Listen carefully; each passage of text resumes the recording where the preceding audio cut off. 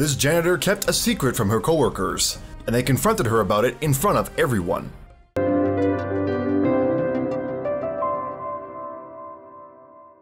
Frances Buzzard was a janitor at Bell Elementary School, and all the kids adored her.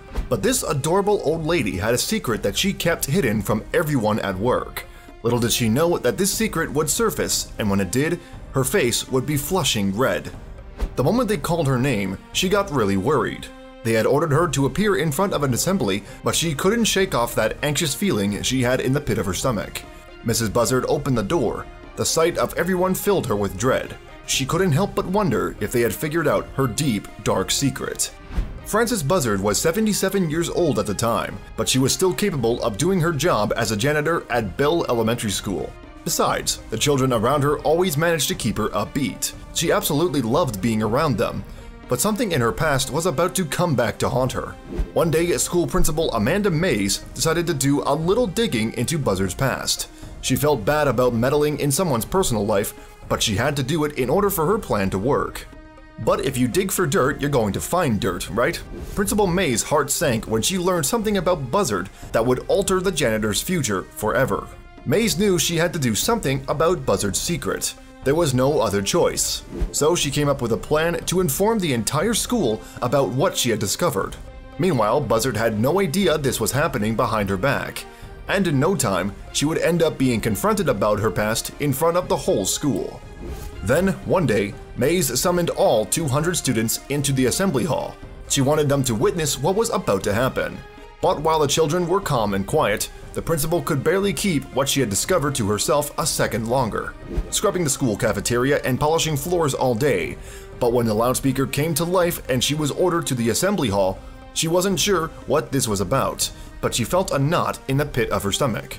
Whenever she was called over the loudspeaker in the past, it was often related to bad news, so she was nervous as she approached the assembly hall's closed doors. She had no idea what was on the other side, but she knew it wasn't good.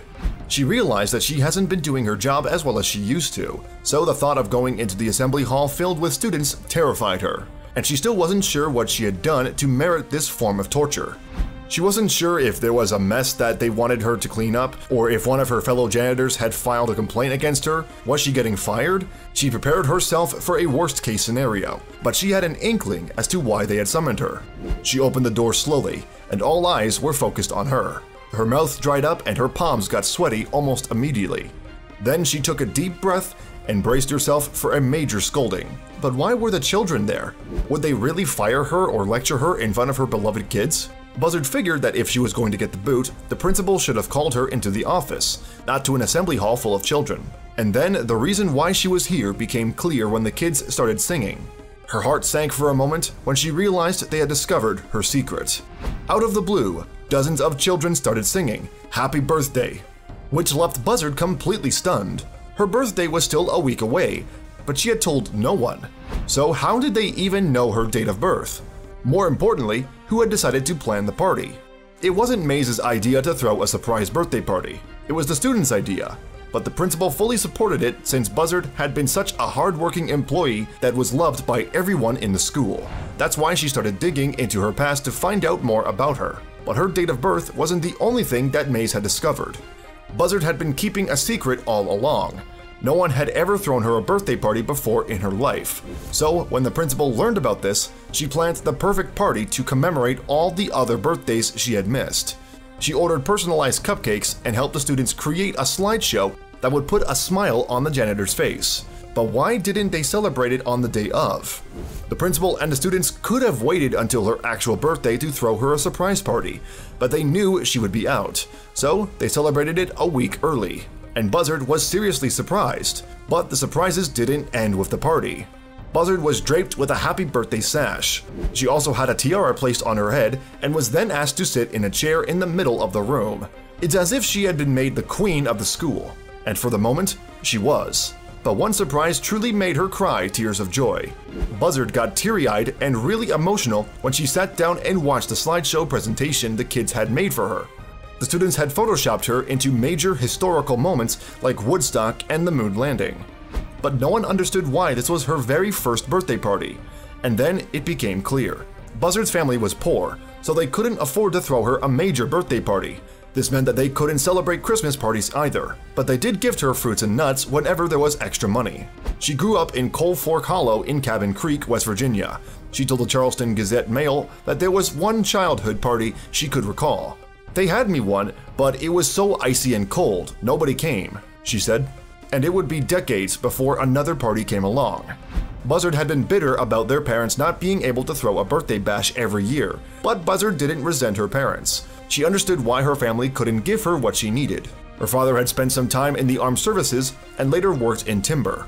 But eventually, he couldn't work anymore because he suffered from a heart condition and asthma, which is why the family was so poor. But she never complained once in 7 decades. For 77 years, Buzzard had never celebrated her birthday. Her parents taught her to be thankful for the things that she had and not make a big deal over the things she couldn't have. But everyone at the school had felt that she had definitely earned a big blow-up birthday bash full of sweet treats, drinks, presents, and lots of love. She is twice our age, but she does 3 times the work. She's something else. Everybody just loves her. You can't get her to stop, school counselor Chelina McCoy told the Charleston Gazette-Mail. But she wasn't the only one who was impressed. Her admirable work ethic came second only to her kind and loving personality, which earned her the admiration and appreciation from the school staff, as well as the students. But how did she really feel about her surprise birthday? Well, she told the Charleston Gazette-Mail, "It's a great party, the biggest I've ever known." Her first official birthday party, but it was worth the wait. She'll never forget the day that everyone at Bell Elementary School came together as a family to show their appreciation for all the amazing work that she did.